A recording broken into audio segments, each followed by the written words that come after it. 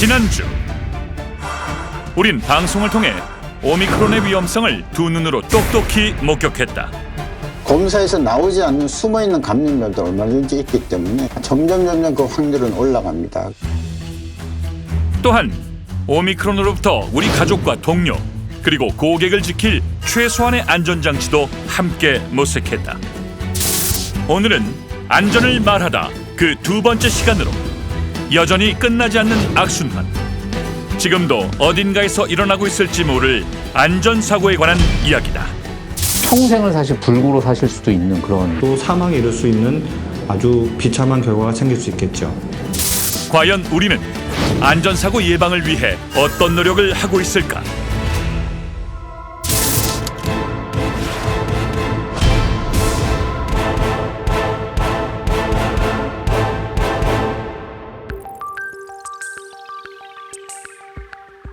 집 밖에 나가기 참 무서운 요즘입니다. 오미크론 확산과 더불어 대한민국 전역에서 마치 기다렸다는 듯 연이어 발생하는 대형 안전사고들이 우리를 불안과 공포에 몰아넣고 있는데요. 문제는 이런 사고의 경험과 충격이 그리 오래가지 않는다는 것입니다. 그렇기에 시간이 지나면 언제 그랬냐는 듯 비슷한 사고가 또다시 반복되고 있습니다.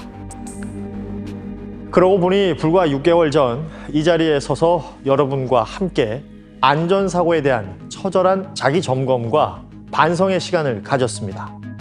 그러면서 다시는 우리 자신의 생명과 안전을 담보로 안전사고와의 위태로운 저울질을 하지 않겠다. 안전사고 제로화를 다짐했습니다. 그 약속을 지금 지키고 있을까요? 사내 방송이 나간 뒤 안전사고가 줄어들 거란 기대는 곧 실망으로 바뀌었다. 여기서 사고가 났다고 하거든요. 와, 저 높은 데를 무슨 생각으로. 방송이 끝나고 채 2달도 되지 않은 지난해 10월, 높이 6.5m에서 우리 동료가 추락하는 사고가 또다시 발생했다. 이게 상당히 저 높이가 6.5m거든요. 그 천장에서부터. 그러니까 굉장히 높은 데에서 떨어졌으니까 상당히 위험했던 상황이었었죠. 지붕 가장자리에 설치된 카메라가 작동하지 않는다는 고객의 점검 요청에 가장 기본인 보호장비조차 착용하지 않은 채 지붕 위를 걷다 천정이 무너지면서 그만 바닥으로 추락하고 만 것. 떨어질 때 너무 깜짝 놀랐죠. 저희도 그 사다리 타고 올라간 적은 거의 없었거든요. 올라가니까 지붕도 약한데 막 그런 생각이 나면서 불안해하던 찰나에 사고가 나서 저도 그때 생각만 하면 정말 무섭고. 사고 현장을 살펴보는 김호진 수석의 표정도 심상치 않다. 여기는 6.5m 더 높은 곳은 회사 안전기준상으로 올라가지 못하게 되어 있습니다. 이런 공사는 공사팀에 의뢰를 해서 전문가인 공사팀이 작업을 했어야 되거든요. 잠깐이면 될 거란 아니한 생각 탓일까? 고소 작업 시에는 반드시 공사팀이 진행해야 하며 현장 위험 요소를 사전에 파악해 관리자에게 보고해야 한다는 안전수칙은 지켜지지 않았다. 그리고 대가는 참혹했다. 전치 10주의 중상을 입은 것. 6m 정도 낙상이라고 하면 최악의 경우에는 두부 손상, 허리 손상 같은 손상이 동반될 수 있고, 그렇게 되면 뇌출혈과 또 하반신 마비 같은 만성적인 심한 합병증, 또 사망에 이를 수 있는 아주 비참한 결과가 생길 수 있겠죠. 찰나의 방심이 사망사고로 이어질 수 있었던 아찔한 상황. 비단 이런 안전사고가 이것뿐이었을까? 지난해 2차례 방송에 걸쳐 우리는 안전사고 예방에 대한 노력과 의지를 되돌아보았다. 다시는 내 동료의 사고 소식을 듣지 않길 바랬지만 현실은 달랐다. 2020년에 비해 사고 건수가 오히려 32%나 증가한 것. 게다가 이 가운데 높은 곳에서의 추락사고가 무려 10건에 달했다.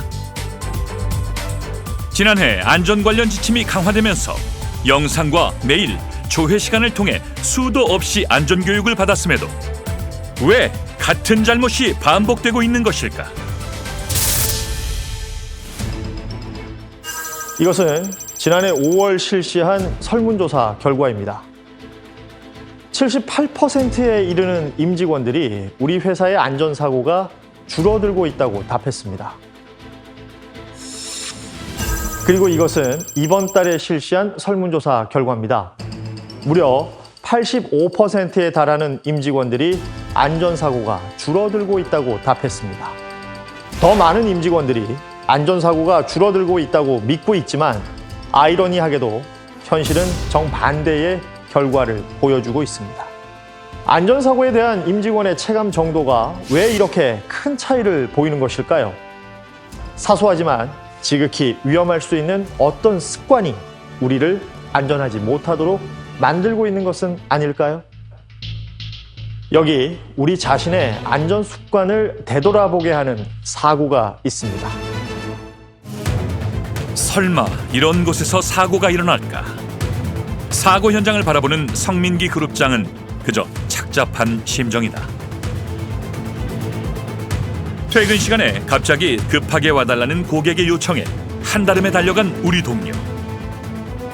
문제를 해결하고 나오자 교대 시간을 훌쩍 넘겼고 급한 마음에 계단을 내려오며 PDA의 접수 내용을 입력하다 그만.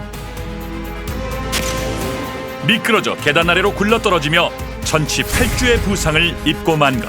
이번 사고는 누가 보더라도 일어날 만한 장소에서 난 사고가 아니기 때문에 개인의 부주의라고밖에 볼 수가 없을 것 같습니다.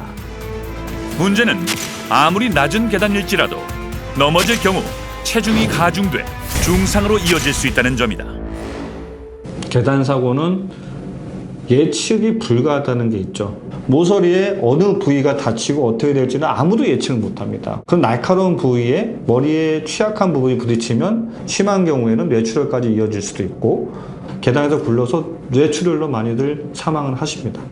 계단을 내려오면서 PDA를 조작하는 것은 운전 중 휴대폰을 조작하는 것과 같은 위험한 행동. 이에 구체적인 안전수칙까지 마련했지만 이를 지키기 위한 노력은 어디에서도 찾아보기 힘들었다. 우리도 모르는 새 안전에 대한 불감증이 우리 가슴 속에 자리 잡고 있는 것은 아닐까. 우리는 방송에 앞서 임직원들에게 직접 계속된 안전사고의 이유에 대해 물었습니다. 그 결과 응답자의 60% 가까운 임직원들이 부주의 때문이라고 답했습니다. 실제로 최근 5년간 발생한 643건의 안전사고를 분석한 결과 역시 같았습니다. 가장 큰 사고의 원인이 임직원들의 부주의였는데요. 계절로는 6월부터 8월 사이, 시간대로는 점심시간인 오전 10시부터 12시와 퇴근 시간 직전인 오후 4시부터 6시 사이에 사고가 집중돼 있었습니다. 업무 집중도가 떨어지는 순간 사고가 찾아온다는 당연한 이치를 몰라서 사고가 생긴 것일까요? 이미 우리는 너무도 잘 알고 있습니다. 낙상 사고요? 수도 없이 봤죠. 정말 애매한 높이라서 떨어져도 안 다치겠지 했는데 다치더라고요. 고소 작업할 때 사다리 이용하다가 떨어져서 크게 다친 적이 있는데 시간이 지나고 잊어버렸는지 며칠 전에 또 제가 그러고 있더라고요. 안전수칙만 엄수해도 예방할 수 있는 사고라는 걸 다 알면서 왜 우리는 여전히 같은 잘못을 반복하고 있는 것일까요? 더 큰 문제는 나만 안전수칙을 잘 지켜서는 안 되는 시대가 됐다는 것입니다. 중대재해처벌법 시행과 함께 동료는 물론 협력사의 안전이 곧 나와 회사의 안전이자 책임이 되기 때문입니다. 지난달 27일 중대재해처벌법이 본격 시행되며 우리도 법적 처벌로부터 자유로울 수 없는 상황. 우리 회사는 계약처 특성상 공장이나 위험시설이 많아 중대재해로 이어질 확률이 높다. 더 큰 문제는 이런 위험한 계약처의 공사를 대부분 협력사에서 맡고 있다는 것. 전체 안전사고의 32%인 무려 204건의 사고가 협력사에서 발생하고 있었다. 문제는 위험한 현장임을 인지하고 있으면서도 여전히 안전수칙을 무시한 작업이 이루어지고 있다는 사실이다. 불과 2주 전에도 안전대 연결도 없이 높이 3.6m 위에서 작업하다 사다리에서 떨어져 가슴과 허리에 심각한 골절을 입는 사고가 발생했다. 정해진 절차나 안전 조치를 따르지 않고 이 정도면 괜찮겠지. 그렇게 이제 방심하거나 또는 무시하거나 또는 절차를 건너뛰었기 때문에 생기는 일들이라고 생각하거든요. 뿐만 아니라 기름때로 미끄러운 공장 바닥면을 사전 점검 없이 사다리를 들고 이동하다 미끄러져 양손이 모두 골절되는 사고도 발생했다.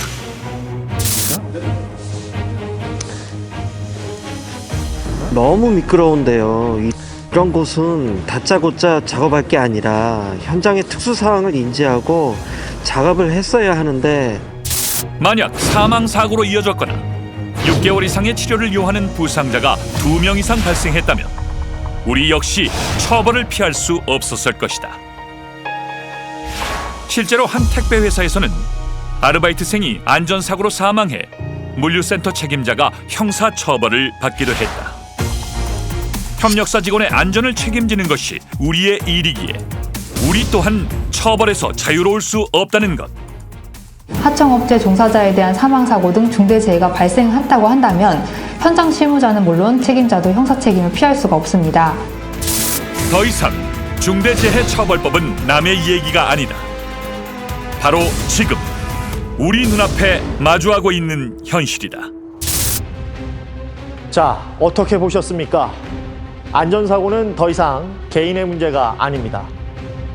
앞서 보셨듯이 단 한 번의 사고만으로도 내 자신은 물론 동료와 회사 전체를 위험에 빠뜨릴 수 있기 때문입니다.